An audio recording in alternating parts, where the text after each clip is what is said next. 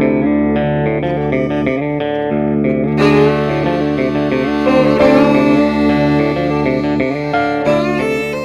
love the cup too. Yeah, Thanks. There we go. Like you're on my show. Yeah. Whose show is this? Is this Discovery in 615 or is this MsDig? I don't know, maybe it's MsDigPhoto.com show. Welcome to my talk show. Rob was not aware that this was how it was going to go. We're going to keep that as the opening introduction. Hey, everyone. Welcome to another episode of Discovery in 615. I'm your host, Rob Thacker, and I'm here with the lovely and talented Nora Canfield of the MsDig Photo. And I'm so glad to have her. Nora, thanks for coming on the podcast. Thank you for talking to me. So I'm always looking for interesting and new entrepreneurs and business owners. Of course, you've probably, I think, been in the field for a while, correct? 20 years, yeah. 20 years. So tell me a little bit about what got you started, what brought you to Middle Tennessee? Are you a native of Middle Tennessee? Born and raised. I'm actually one of the rare ones. Born and raised here in Nashville, Tennessee. I moved out to Hendersonville about 7 years ago. And I got into photography. I always took photos of my friends, like in my teenage years, and went to an arts magnet school at the time. It was Pearl Cone Arts Magnet, and with a focus in art, because I wanted to be like a painter and artist, like my mom and my sister, who are very talented in that field. And so my focus was on art. I wasn't really that good at it, but I discovered the darkroom at the high school and asked the teacher, I was like, what is this? And she was like, oh, it's a darkroom. We'll do a little course in photography. And I was like, cool. And so when I saw that white sheet of paper turn into a black and white image, and it was actually a portrait of my art teacher, I fell in love. Like, I was like, this is what I want to do, because I felt like an artist, because it was hands-on, developing film and photos. And then from that point on, I got jobs in photo labs. I worked at several photo labs throughout the years. And, so that's what got me into it. Now, as far as how I got to do it full time was back in 2004. My sister was ill and she lived in New Hampshire. And so me and my family kind of moved up there to help her. The job I had at the time was not very understanding. And I quit because I was like, my family is more important than my job. And then when I came back and tried to get a job, no one would hire me because they were my only reference. And so then I saw back then there was this newspaper called The Rage. It was like this little paper. I think it was an offshoot of, I think either the Tennessean or the Scene. And there was an article in there of a lady looking for plus size models. And because she wanted to do a plus size fashion show. And I was like, well, I had a little experience in modeling as a teenager and decided to go and try out, got in. Then I offered those ladies headshots for really cheap. And from there, that word of mouth spread like wildfire. Oh, wow. And so I was at the point where I was actually doing editing for another photographer at the time. And then I had to stop because I was like, I'm so busy. I have to do my own editing. I can't do yours too. I always thank those ladies, and some of them are still my clients to this day. So that's great. Cool. Mm-hmm. So that's how you got into it. So what was the inspiration then? What love of photography, obviously, but what inspired you, especially to start MsDigs, especially the name? Where did that come from? Well, that's a funny story. So when I first started out too, my mother and I were in business together. I would do the shooting and she would do editing and design work and like graphic design stuff. So at that time we were called Moi Design Studios, which my mother loves acronyms. Okay. So moi is me in French, it means me in French, but as the acronym, it was My Own Images. Okay. And she retired from doing that. She was like, I don't want to do this anymore, because she had created like all these plugins and actions for Photoshop to do glamour retouching and was making a good money off of that, selling to other photographers. And so I was like, I need to change my name, because I don't do design. Right. And her company that she had for the plugins and actions for Photoshop was called Mama Shan's Digital Imaging Goodies, MsDig. And Okay. so to kind of be as an umbrella under her, she was like, well, what about MsDig photography? And I was like, I dig it. And so it worked out. So that's where that name was born. Well, that's great. That's phenomenal. That's phenomenal. So let's get into a little bit. Okay, so you touched on this before, and we talked about how you got into it, the artistic side of photography. So because photography is obviously changed. You said you were developing the film, and now it's digital. I fought it too. Okay, that's my next question. Which do you prefer? So the thing was too is that in shooting film back then, and especially working in photo labs and everything, I always got my film process for free in contact sheets, and I could do my own printing if I brought my own paper, because I was a really, really good printer. Like, I was fast.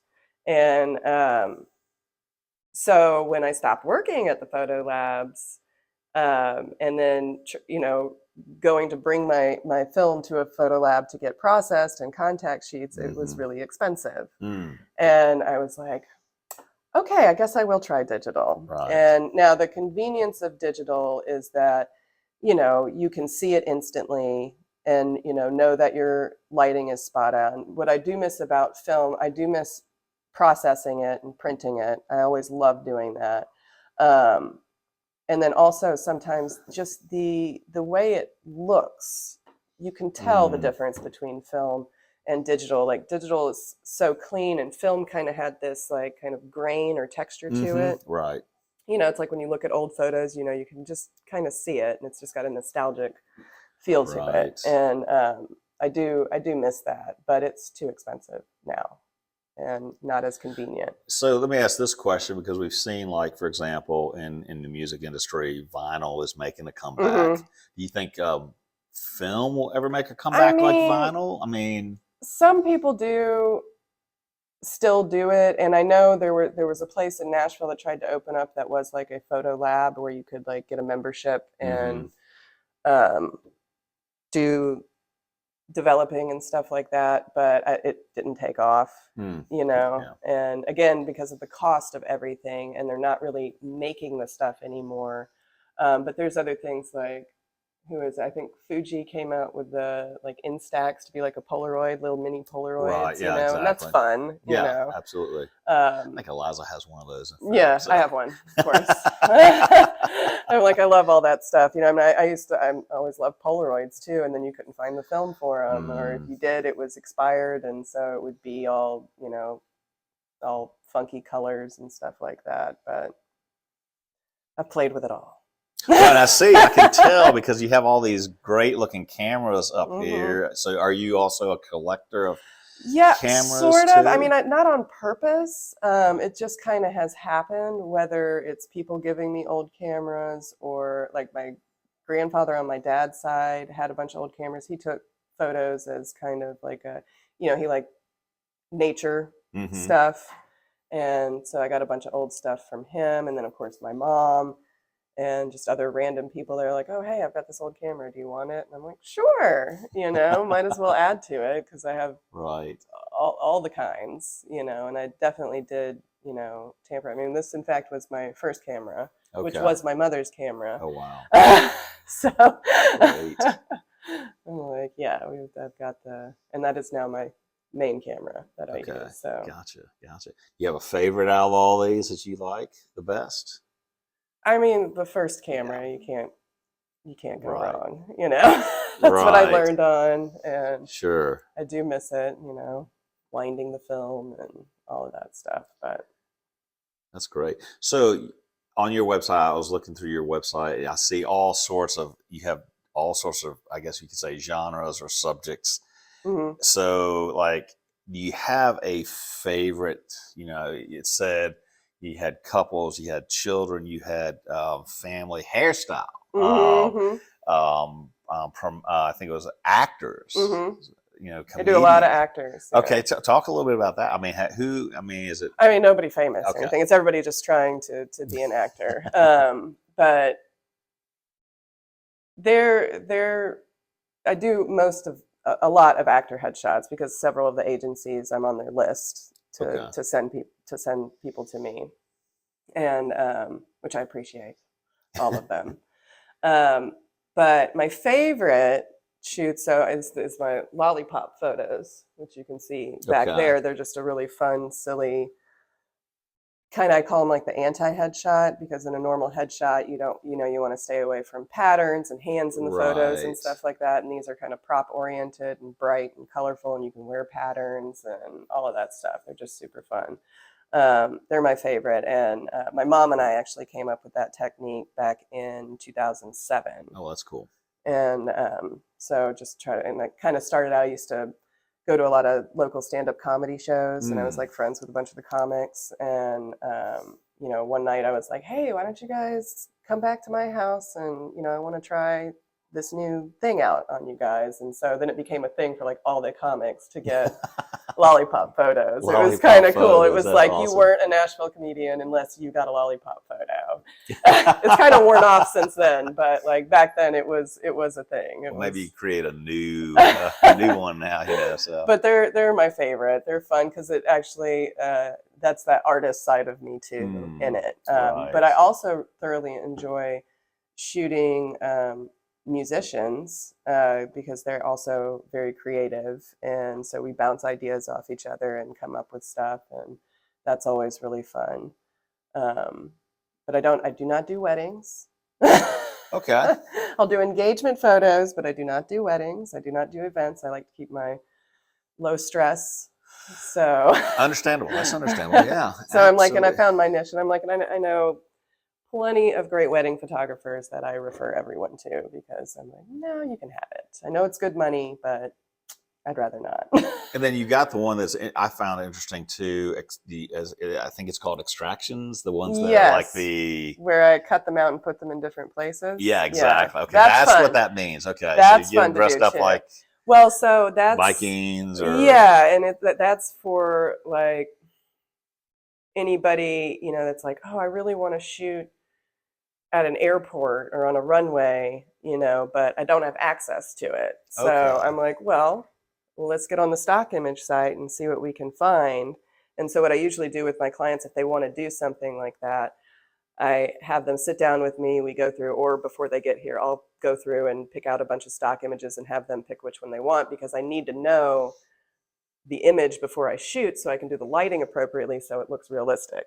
Because you can't just shoot anything and put it on a background, or it's going to look fake, so you have to study the image and go, okay, I need to put a light over here, a light over here. It's kind of lit soft or whatnot. So those are like I just did a shoot the other day of a girl. I put her on a motorcycle, That's cool. Yeah, it was cool, and it worked out. And what I did is I brought my son's bike up here and had her sit on it in the pose and the angle of what the motorcycle image was, and just cut her out and put her on there and cleaned it all up. And that's amazing. That's amazing what you can do nowadays. You can't even tell. It looks like she's really on that bike. That's amazing. That's simply amazing.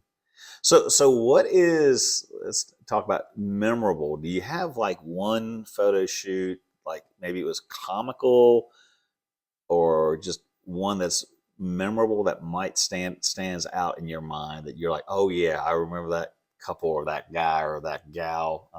It was just funny, or well, I thoroughly enjoyed, I did shoot this couple because they went off and got married, so they wanted like wedding pictures but not like traditional wedding pictures. Right. So they kind of dressed up like they were from like the 50s or 60s. Oh, that's cool. And we did a photo shoot at East Side Bowl. And have you ever been in there?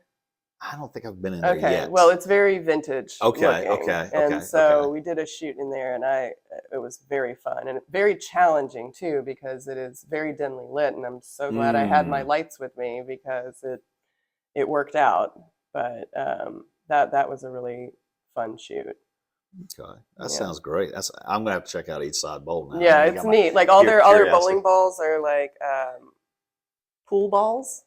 Oh, wow. You know, so it's like Oh, so whatever pound it is whatever like pool ball that is. that's hilarious. Yeah. That's creative too. Yeah, That's very it's creative. really I get the cool. 9 It's balls. really cool. 9 pounds. That's great. Hmm.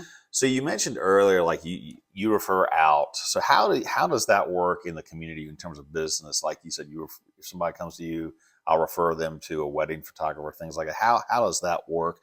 Is there a good group of you all in the community that you guys, in terms of like in terms of referrals? What are the challenges in this industry that you find? Well, I mean, I don't know. I mean, I'm not part of any like photographer groups or anything Right. like that. I'm kind of a lone wolf, so to say. But I mean, I have other friends that are Right. photographers, and like I said, I do refer them. You know, like I have a couple of ladies that are really great wedding photographers. I have another lady that's a really great event photographer. And so if people come to me with those things, I'm like, hey, go check out these people because I Mhm. don't really do that. And but then they also will refer people to me sometimes if they don't want to do headshots or something because Right. the wedding photographers a lot of times are strictly weddings because Hmm. it takes up a lot of their time and they make great money. Yeah. And so that's all they have to do is weddings. And so if anybody needs headshots, they might send them to me or whatnot. So um, but yeah, that's about it. Like I said, I don't have like a bunch of photographer So friends or guys, if you need anything. headshots, come see this lady, please. Do that. Do that. So what are some of the challenges then? What has been the challenge or challenges you faced in this line of work for you? Well, I mean, it's not consistent. I can understand that. Yeah, kind of like real estate, right? Yeah. I'm like, it's not consistent because it's funny. I look at my charts from like the past years, and it's funny. It's not consistent from any month compared to the year before. It's so funny. Like I can have a great January one year and a horrible January another year, a Hmm. great June one year and a terrible June another year. So it's like I have to really uh, uh, discipline myself Hmm. as far as like budgeting and spending goes because I'm like, oh, you never know Yeah. what's going to happen. So I've learned that lesson Hmm. because I definitely got excited one year and then it like had a really busy like 3 months. It was like, I've best year ever. And then it was like, boo. And I was like, okay. Yeah. But I still made it. Yeah. I've still made it through. But I mean, I don't make a lot of money, but I'm happy. And that's the Yeah. thing is that I'm like, I'm happy with what I do. I love my clients Yeah. and I just thoroughly enjoy it. I mean, some of the most fun for me is I get a lot of clients that come in that have to get a headshot for work and they're like, I hate photos of myself. I hate the way I look in photos. And then I take their pictures and we sit down to look at them. And then they're like, oh my gosh, I love my photos. And that is the biggest, sorry. You're good. That is the biggest treat for me is to, I love that challenge, because I'm like, you're going to like your photos. Oh, I already yes. know you're going to like Yes. it. Yes. I mean, I still use the photo that you did for our family. Oh, when we were doing, with the blue still. That one still, yeah, exactly. Uh-huh. So that was a great photo opportunity. Thank you again for doing that. You're So welcome. guys, hey, again, speaking from experience, you got to use Nora as your photographer for headshots, family shots, Yeah. whatever. Oh, well, back to the challenges. I did Yeah. just think of something. So also one of the things nowadays too is that, we have these phones that take great photos. And so there are people out there and the AI stuff Oh, is yeah. bonkers to me. So, it's crazy. a lot of AI people is are doing insane. iPhone photography. There's also the AI stuff. I was actually shocked one time. I did headshots for an actor client of mine. Great headshot. And, she's been getting all these gigs, but then she submitted this other photo to her agency that was clearly an AI photo. Like I could tell because Yeah. she does not look like that. But they still promoted it on the agency site. And I was like, what? But that's not even a real photo. And I've seen that with other people too, where they're like, oh, hey, I just did this photo shoot, but they're clearly AI photos. And I'm like, how are people getting away with Okay, this? so let's let's go down that rabbit hole a little bit. How can you tell? Because I mean, I know what you're talking about, but you're a trained professional photographer. You can tell by the eyes, and if there's hands in the photo, you can definitely tell, because there's always extra fingers or fingers missing or fingers growing on fingers, but they have gotten better. And so it's like AI is perfecting itself. It's just like I have a friend that started doing where you could submit your picture and have AI photos come back from like the 30s, 40s, 50s or whatever. Oh, yeah. So back when they first started coming out, she was doing it, and I was like, oh, it kind of looks like her. And then she did one more recently, and spot on. I was like, holy cow, that's really good.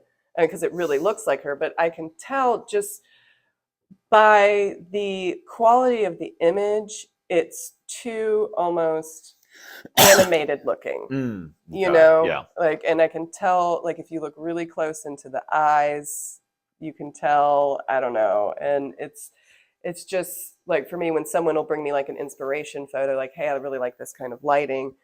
Now, a trained photographer can look at the photo and look especially in the eyes and see what kind of lighting was done, Right. So it's like a map to the photo. Yeah, that's amazing.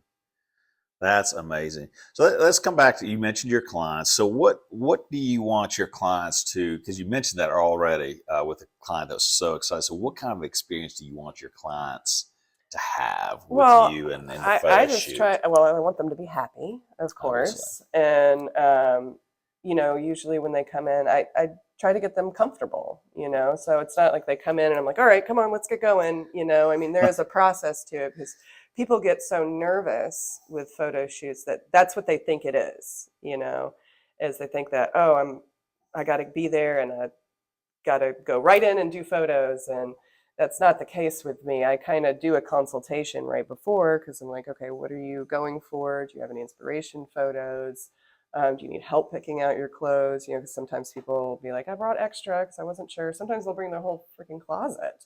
And I'm like, okay, it's a little overwhelming, but I'm like, okay, well, let's nix that. Let's do this, And so, make sure I have music playing. I have to have music playing or I can't get anything done.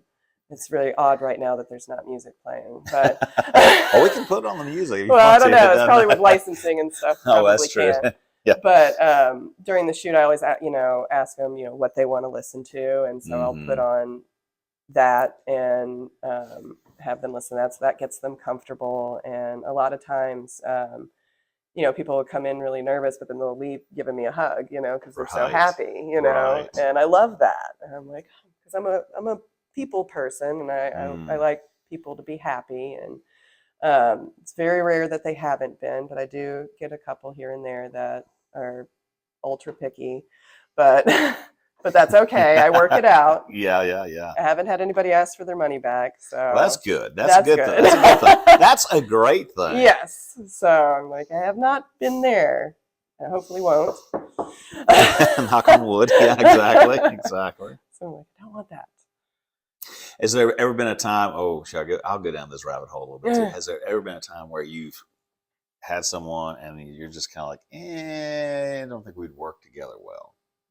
I mean, in your business, you could have that. Like even in my business, there's that kind of right of refusal. If you see some things, there's some red flags that come up. We don't have to go into great detail. Yes, with that, but yeah. I have, but I haven't completely refused them. Okay.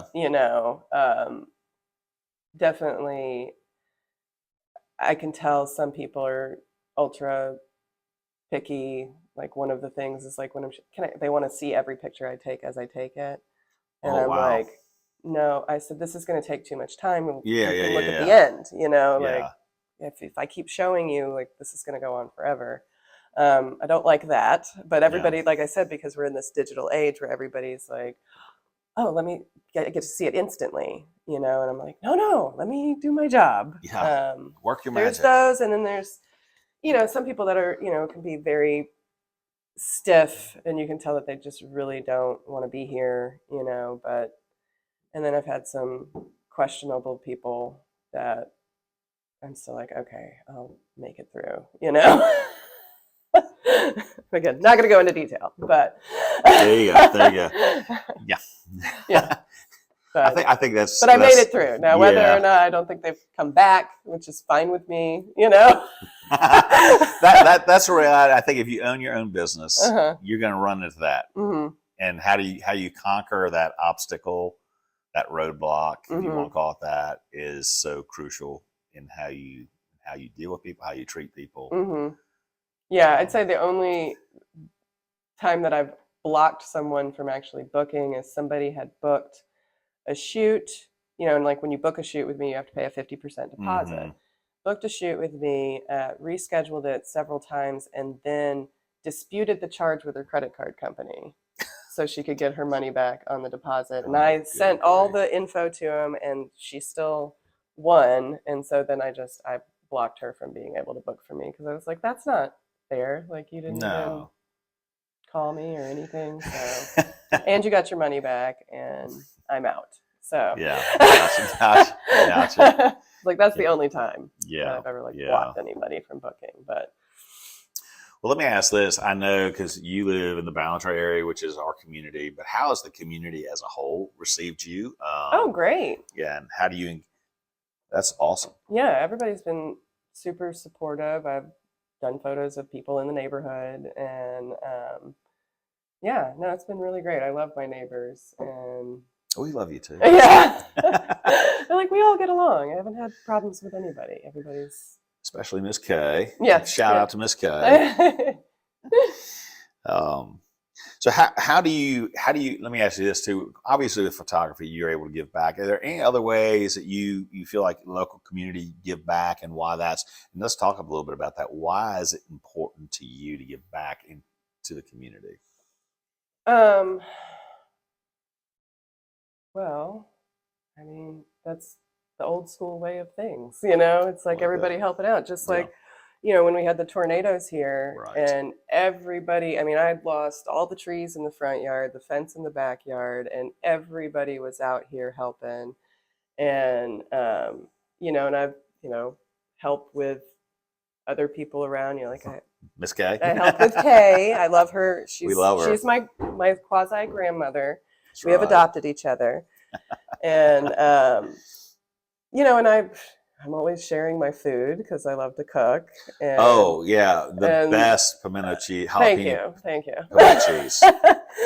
But I always when I have leftover food stuff, I'm always asking my neighbors hey, you guys want some soup or some chili or I like to feed people. That's my and helping.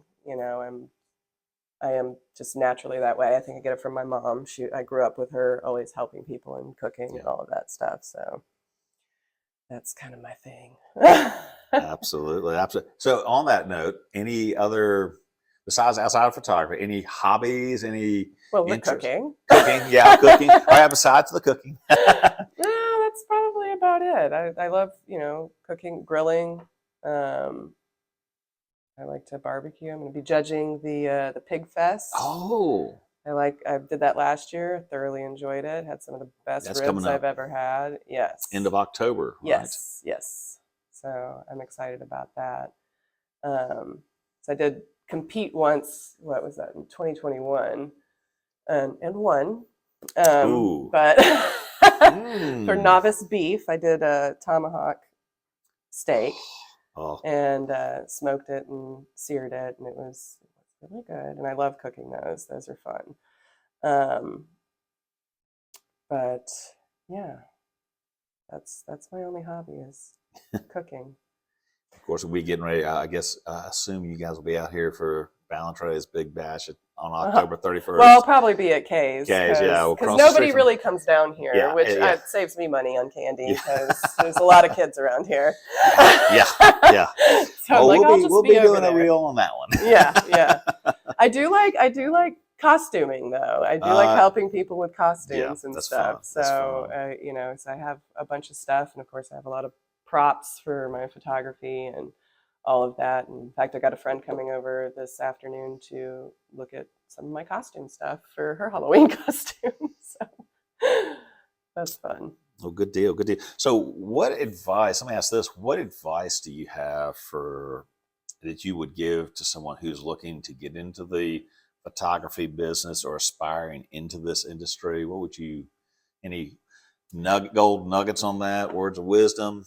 Well, just if you love it, keep doing it and keep trying and, put yourself out there. Like I said, I did really cheap shoots in the very beginning just to get the portfolio built up and word of mouth and all of that. And that's just kind of how you have to start out. And eventually also it's funny too, looking back on, my first photo shoots, and I'm like, oh my God, people paid me for that. But I mean, it was neat, but I've definitely gotten better Right. as the years have gone on, and, experimented with different, lighting techniques and stuff like that. And, all that different stuff. And it's fun. And then just also playing in Photoshop, that's kind of being, artistic as well. And because that's the thing too, is that, there's a lot of photographers out there, but not all of them are good at Photoshop. I have had to correct lots of photos from other photographers for my clients. Oh, gosh. I have done that a lot too. They'll be like, hey, I got these done. And they'll send them to me, and the way they're edited, I'm like, oh, geez. I'm like, can you get me the original photo? Like the raw photo, so I can edit it from the beginning, because it's kind of hard to undo some of the editing. Oh, wow.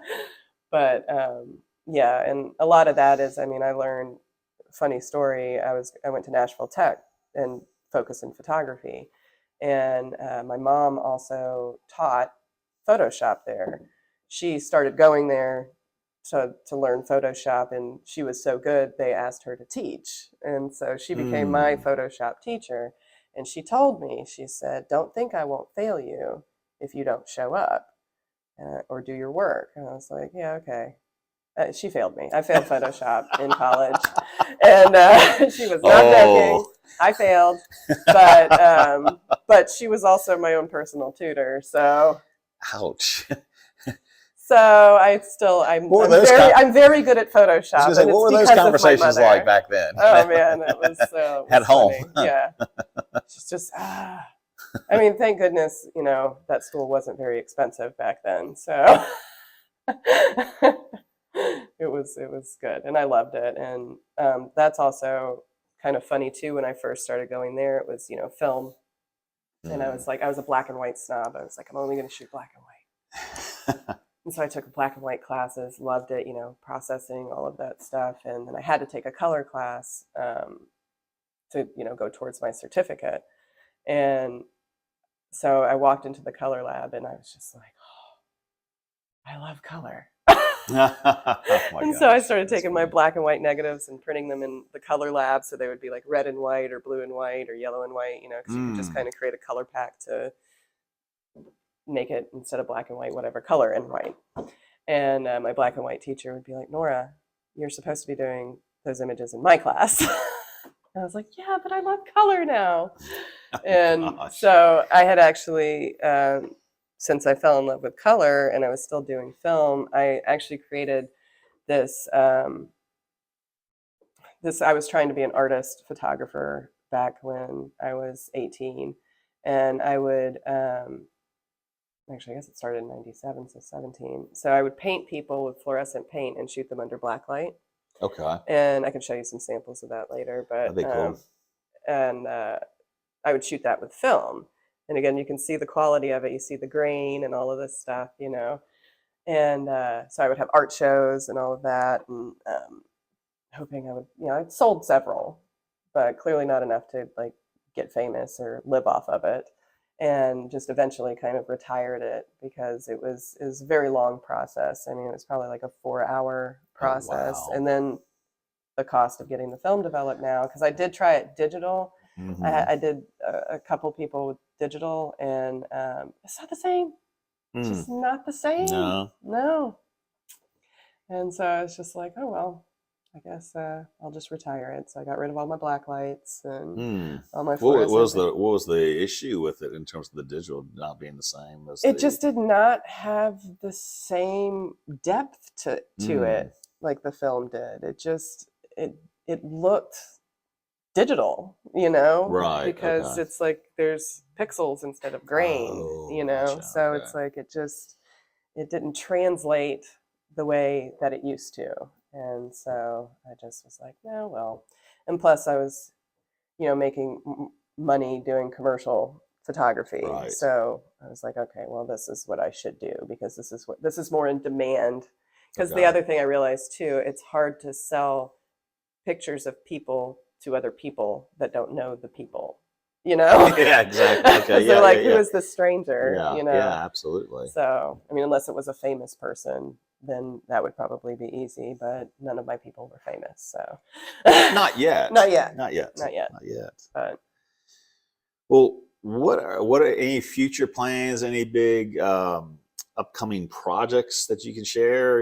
You've got going on, or well, I'm taking a trip to Ohio to do a photo shoot for a school, this program that basically takes kids in and tries to give them different experiences, and because they, you know, inner city kids that, you know, don't have access to, you know, maybe travel or do things. This program like kind of takes them around, you know, maybe they'll go to a nice restaurant and stuff like that. So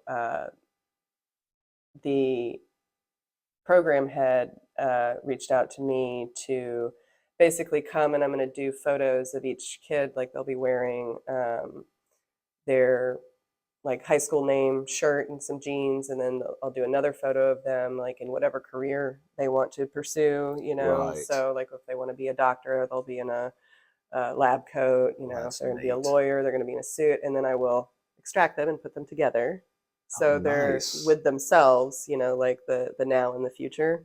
Oh, that's so And cool. then I also, just as a bonus, I threw in to do professional headshots of each student too, because I was That's like, great. you know, just so they can have, because they're all seniors in high school.